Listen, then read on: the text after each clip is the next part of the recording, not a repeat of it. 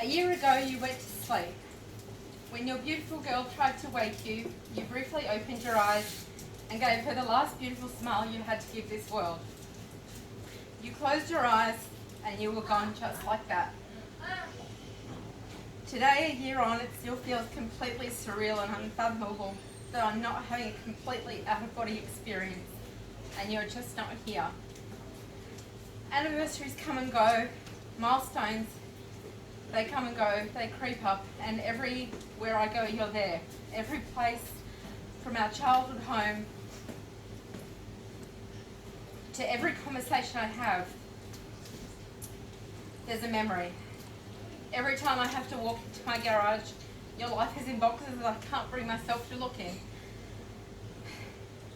Your water bottle is still in my fridge where you left it. Your razor, toothbrush and hair gel is still in my bathroom. A part of you sits in an urn on my buffet. You are literally everywhere. No one tells you what happens after the funeral. No one tells you what happens when all of the chaos of organising a funeral stops. When everyone goes back to their lives and you find your life has been upended in a way no one can imagine or explain. And suddenly you're in the middle of a complete emotional and psychological shitstorm. I still have no words for because no 2 days are the same, and everyone who is here today and those who couldn't be or carry the pain of Cam's loss that is unique and individual to all of us in our own way, but will always be there. One day rolls into the next, life moves on, but the memories stay. Cam and Aria have touched all of us in different ways, and I speak for all of my family when I thank you for your presence, your love and friendship to Cameron, Aria and our family since we lost him. We value that more than I can say, and although it's been a year since we last saw most of you, we hope, if nothing else, we can make this a new annual tradition to celebrate his life, his legacy and the ongoing achievements and milestones that will live on through Aria. When I brought Cam home, I didn't know where to put him. Seriously, no one tells you where the fuck to put a dead person. So he was on my bedside table, but it was too hard seeing him there, so he went into my wardrobe. Then I had to open that every day. So then I decided the one place which might actually give him a laugh was the pantry.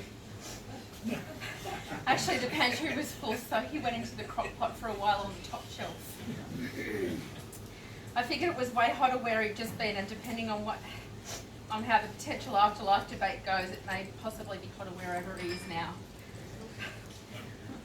Wherever he is, he'll be making his unique mark and either doing shots with Satan, who's probably scratching his head and wondering how he convinced him to take over with his 12-point business plan, or teaching God and the angels how to party, with the good Lord also wondering how he managed to demote him in the nicest possible way while making sure he was convinced it was in the best interests of the collective universe.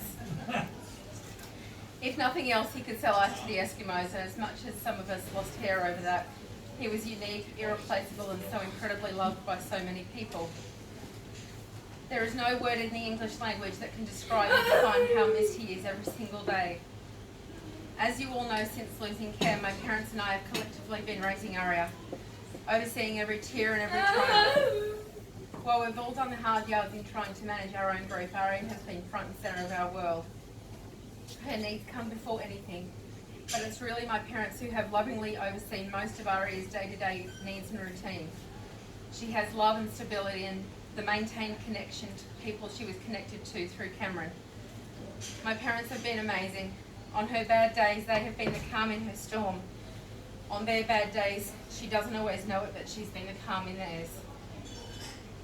No one expects to be co-parenting at the point in their life when you're looking at retirement, but they have done it with love, dignity and grace under the most challenging circumstances, and have an incredible bond with her which was always there, but being that strong familial link has only strengthened that bond.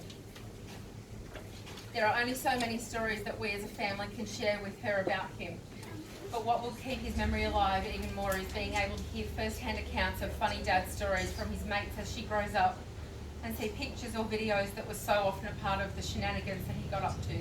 So please don't keep those to yourselves. You all know when the time is right right, and I'm sure with some stories age appropriate to share those with her. First milestones are shit. The anxiety that builds as the date approaches is overwhelming, and Christmas was no exception. How do you explain to a child that Santa can't deliver the only thing she wants, her dad back? It took a lot of wine and a lot of explaining. It didn't get much better because I had ordered Mum a memorial pendant to hold some of Cam's ashes. I had it sitting in the cupboard for ages, knowing at some point I was going to have to open that herb and get some of his ashes into that pendant. After everyone was well and truly asleep Christmas Eve, I was still wide awake knowing I still hadn't done it. For anyone who's ever had to do this, a quick heads up, I had read the instructions and they were really simple. I just had to get him down the funnel into the pendant and make sure I didn't spill him. It seemed pretty simple. 4 glasses of wine, 3 hours later, and many tears of frustration. I was cursing the shit out of him.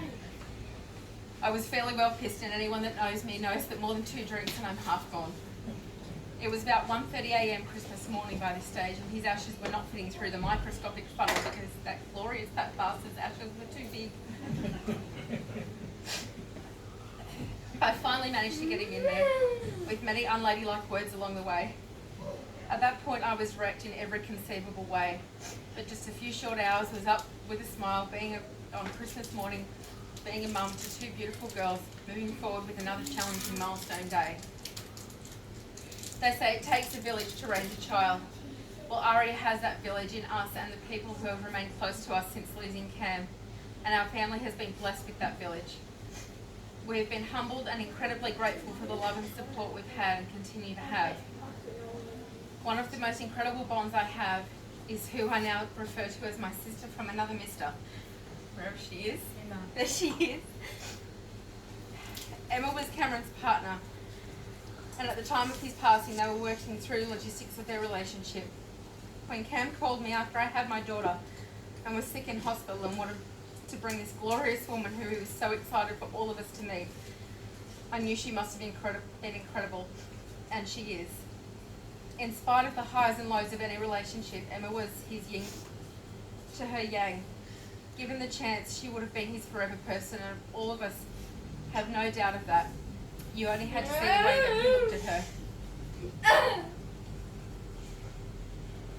I didn't think I could find anyone who loved my baby brother as much as his blood family and his daughter, but Emma is that person. And as cruel as fate has been losing Cameron, our family can't imagine our lives without Emma in it. We have so much love and admiration for you, and I can't thank you enough for loving him the way he deserved to be loved. There have been a collective group of people who have ridden this roller coaster with us for the last year, and thank you just doesn't seem enough. On a personal note for me, one of my oldest and closest friends, Jude, has been a rock for me in so many ways. We've known each other since we were 8, and I know that no matter what, she'll always have my back. Jude was with me and my family every step of the way in keeping me propped up in planning Cam's funeral, and I can't thank you enough for being there with me for that. If it wasn't for the beautiful Dale Cortivo siblings, I wouldn't be able to stand here today. Lincoln and Danielle gave me an experience that was life-changing for me in so many ways.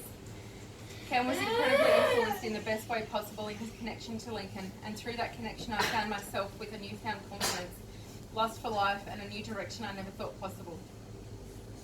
Cam was always centre stage, and I was happy to stand in the wings and watch him soar. We had completely different personalities. He was so very extroverted while I was very introverted. He was so passionate about everything he did, and I would regularly let conversations with him come to an end because trying to debate with him was exhausting. And literally, he had an answer for everything, and I'm pretty sure you all know that. He loved hard, worked hard, and played hard. He was such a paradox. You could adore him one minute and then want to choke the life out of him the next. But he loved life, and he lived it jam-packed full of so much in his time here, and his life was all about experiences and living life to the fullest. He did this for himself and for Aria. So I'll wrap this up by thanking you all for being here with us today, and we sincerely hope to see you all back here as each year passes, if not for future milestone events, particularly for Aria. Please enjoy the afternoon, laugh, cry, drink and share stories. Melanie.